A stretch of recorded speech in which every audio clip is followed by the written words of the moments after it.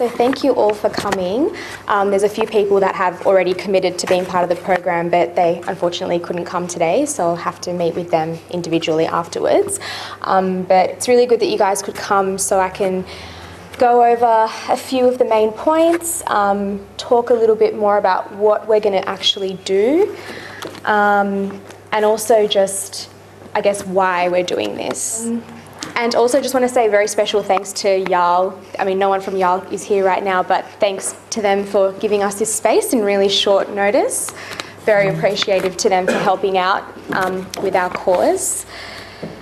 And also a special thanks to Dr. Jaya Mohan for being here today, and he's going to provide a few words of encouragement for us as well later on in my presentation.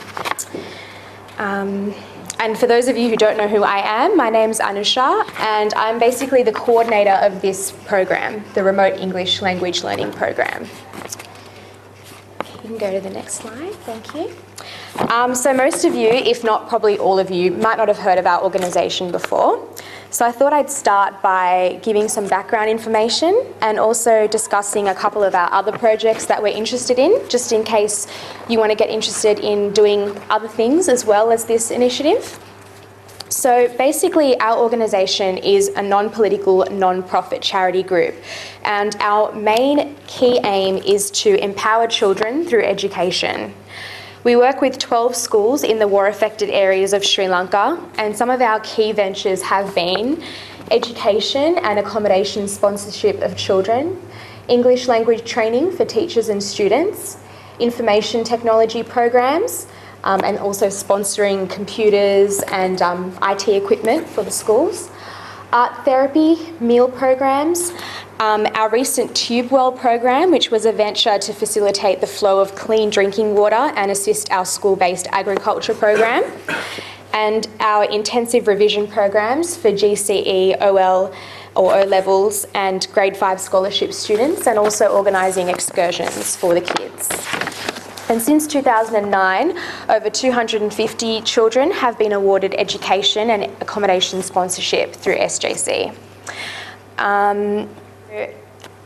Karuna Nilayam Orphanage is run by the Anglican Church, and it's located in Kilinochchi, and there's about 34 children attending, and they range between the ages of 11 and 18. So the Remote English Language Learning Program is an attempt to support these children through English speaking lessons via Skype. So why exactly are we doing it? Well, there's a very great need for English language teachers in the war-affected areas of Sri Lanka.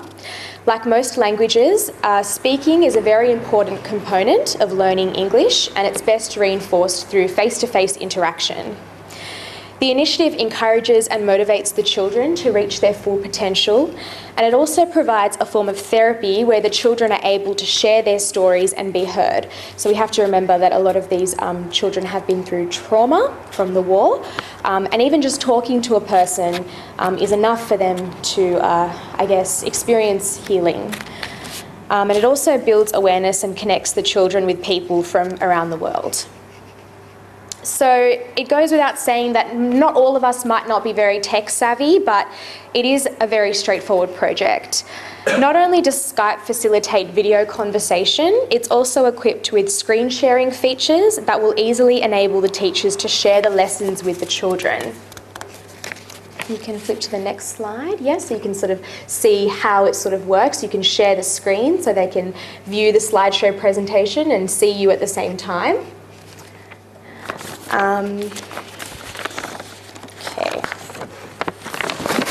So the lessons are basically going to proceed as follows.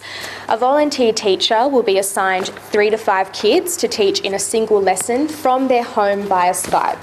So I had a lot of questions about where this is going to actually take place and whether are we doing it all together or is it individually. It's pretty much an individual venture, but I mean, we're still kind of working together as a team. We're going to have very frequent meetings, catch-up sessions where we all share exactly what's been going on.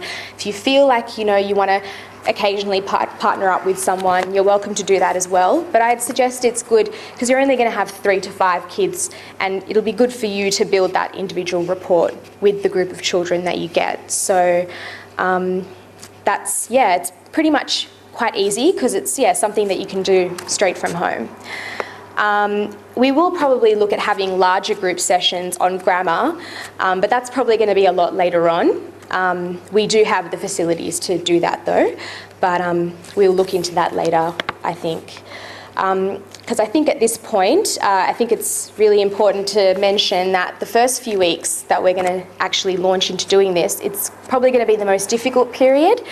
It's going to be hard to achieve significant breakthrough straight away. I think it's important to know that because the kids are going to be very shy, like they might not even say anything at all for maybe the first 3-4 sessions. They might not even talk.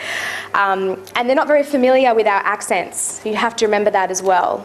Even if you are of Sri Lankan background, but you've lived here for a very long time, you're going to sound very different to them. They're not going to be very used to that. So therefore, the committee and I have decided that for the first few weeks, we're not going to attempt to conduct any formal lessons. We're just going to try and focus on helping the kids become more familiar with us. And just try to make simple, very basic conversation with them. I mean, don't feel like you need to limit yourself though. If you do find that naturally, you're teaching or, you want to go a little bit further than that and it's sort of progressing a lot quicker than you thought, then by all means go ahead. That's fine. But then at the same time, don't feel like you need to push yourself. Just ease into it very slowly. I think that's very important. I think as we sort of build rapport with the kids, then we can sort of meet and talk about a more formalised sort of lesson program where we can actually, set homework tasks and things like that for them. But we won't think about that straight away. Next slide. Just want to give a very special thanks to the Marylands Tamil Church. I know we have some members here today. Basically, they have really kindly sponsored us with the multimedia computer system and the internet connectivity. We've got 2 years subscription to the internet, thanks to them. This project would not function if it wasn't for them. So very special thanks. Next slide. So basically, I think I have to mention that this whole project, we're not just sort of going out on a limb and crossing our fingers and hoping that it's going to work. It has actually been tried and tested before and has worked very well. You can see that there's a group of students from a girls' college in Jaffna, and they had the chance to interact with some students from Australia. And this was actually an initiative set up by us, by SJC. And through that experience, we were able to see that regular interaction is very essential to facilitating learning and building rapport. That's why it's really important that we're consistent and we try to connect with them. I mean, half an hour is not very long, but just half an hour once a week, it would be ideal to really build that relationship with them. And just here's another success story from another Australian school, Marlborough School in Melbourne. They linked up with an Indonesian school to help their students learn more about the language and culture of their neighbour. And that quote by Kathy McVeigh, one of the teachers, it really suggests that the program has been very successful and I think gives us a lot of hope. We're basically looking to conduct the project over a 12-month period. And if it's successful, then we'll extend it even further. The smooth and efficient running of the program will be regularly monitored via progress and attendance reports that we're going to send directly to the orphanage and receive from the orphanage. There's a bit of an idea of the time frame that we're kind of looking at. So ideally around 8:30 to 9 our time on a set day each week, which is about 4 to 4:30 in Sri Lanka. That's kind of when we're thinking that the lesson will take place. Before I've kind of gone over the main issues and I will take questions and answers as well.